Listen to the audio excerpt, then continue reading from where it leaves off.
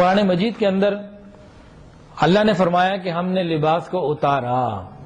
یا بنی آدم قد انزلنا علیکم لباسا یواری سوآتکم ورشا ولباس التقوی ذالک خیر. لباس کیوں اللہ نے اتارا؟ 3 مقاصد خود اللہ نے قرآن میں بیان فرمائے سورہ اعراف کے اندر دوسرے رکوع میں. کیا فرمایا؟ کہ تمہارے ستر کو ڈھانپتا ہے. جانوروں کو ننگا رکھا، یعنی جو ننگا ہوتے ہیں دوسروں کو ننگا کرنا چاہتے ہیں قیامت کے دن بھی ننگے کھڑے ہوں گے. مذاق ہے کسی کی ماں بہن، کسی کی بیٹی، کسی عورت کا لباس اتروا لینا. یہاں تو ممکن ہے دھوکہ دے کے، میسج کر کے، کسی طریقے سے لباس سے بے لباس کروا لو.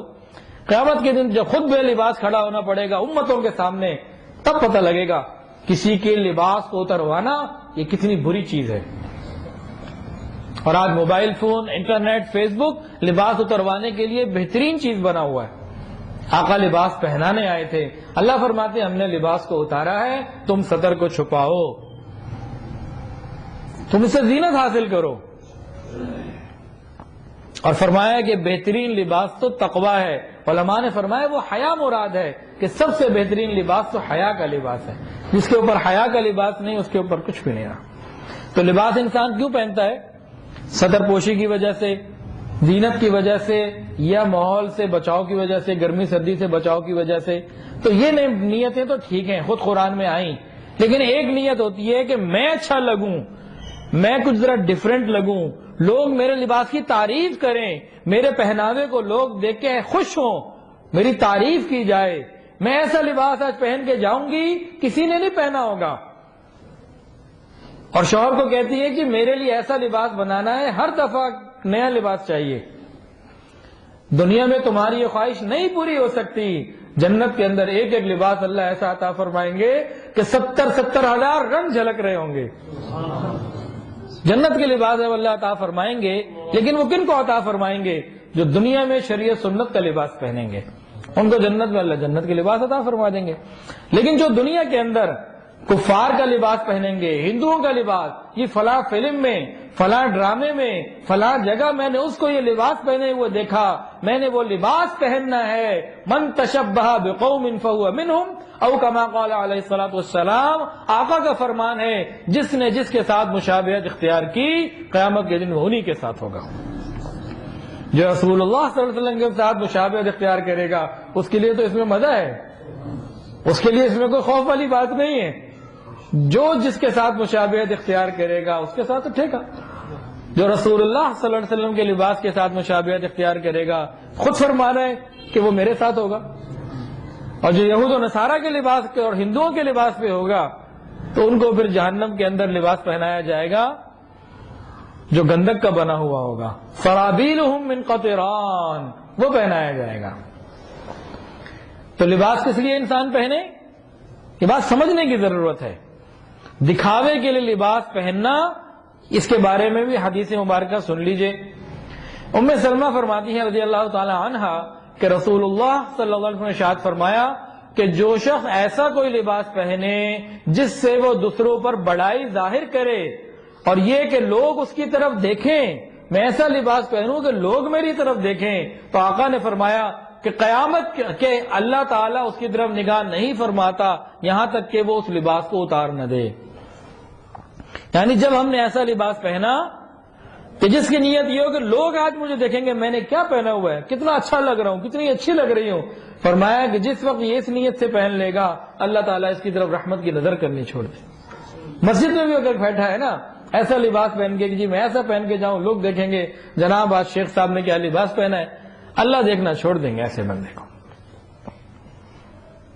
حضرت عبداللہ ابن عمر رضی اللہ عنہما فرماتے ہیں کہ آپ صلی اللہ علیہ وسلم نے ارشاد فرمایا جو انسان شہرت کے لیے، دکھاوے کے لیے، نام کے لیے کوئی لباس پہنے گا اللہ تعالیٰ اس کپڑے کو قیامت کے دن پہنائے گا اور جہنم کی آگ اس کپڑے میں لگا دے گا. آج ہم نے لباس کو بنوا کے پہن لیا بڑا ڈیفرنٹ قسم کا، اس نیت کے ساتھ کہ ذرا میں چینج لگوں، لوگ میری تعریف کریں. فرمایا کہ اللہ قیامت کے دن یہی لباس اس کو پہنائیں گے اور اس میں آگ لگا دیں گے جہنم کی. ایک حدیث کے اندر آتا ہے جو شہرت کے لیے دنیا میں کوئی لباس پہنے گا اللہ تعالیٰ قیامت کے دن اس شخص کو ذلت کا لباس پہنائے گا. یہاں اس نے عزت کے لیے پہنا، وہاں اللہ اس کو ذلت کا لباس پہنائے گا. تو لباس ہم شہرت کی نیت سے نہ پہنے، اللہ کا انعام ہے، انعام سمجھ کر پہنے، قدردانی کے ساتھ پہنے. شہرت کا مطلب یہ ہے کہ کوئی اچھا یا امتیازی لباس اس لیے پہنے کہ لوگوں میں اس کا چرچا ہو، لوگ اس کے پاس آئیں تعریف کریں، واہ بھی کیا لباس تم نے پہنا ہوا، کہاں سے سلوایا، یہ نیٹ تم نے کہاں سے لی، یہ تم نے کٹنگ کہاں سے کروائی، یہ تم نے کیا کروایا. عورتوں کے اندر ہوتی نا یہ بیماری.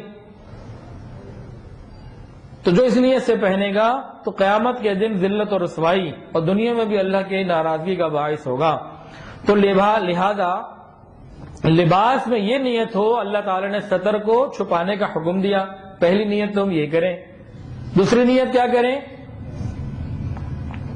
اللہ تعالی خوبصورت ہے، خوبصورتی کو پسند فرماتے ہیں. اللہ تعالیٰ کیا ہے؟ اللہ جمیل و یحب الجمال. اللہ پاک خوبصورت ہے، خوبصورتی کو پسند فرماتے ہیں. اگر خوبصورت لباس پہننا ہو، بڑھیا لباس پہننا ہو تو کیا انسان نیت کرے؟ اللہ خوبصورت ہے، خوبصورتی کو پسند فرماتے ہیں، اللہ یہ خوبصورت لباس میں تیرے لیے پہنتا ہوں. مزہ تو تب آئے نا یہ خوبصورت لباس تہجد میں پہن کے کھڑے ہو، کسی کو ڈیٹ دے کے وہاں جانے کے لیے نہیں، تہجد میں مصلی بچھا کے اللہ کے سامنے خوبصورت لباس پہنے، خوشبو لگا کے کھڑے ہوں. ایک خاتون کے بارے میں آتا ہے، بڑی نیک اللہ والی تھی. رات کو خاوند آتا تو تیار ہو کے اس کے پاس آتی، پوچھنے کوئی ضرورت، کوئی کام، خاوند کی ضرورت فارغ ہو جاتی، وہ کچھ بھی ہو جاتا، کوئی بات ہوتی.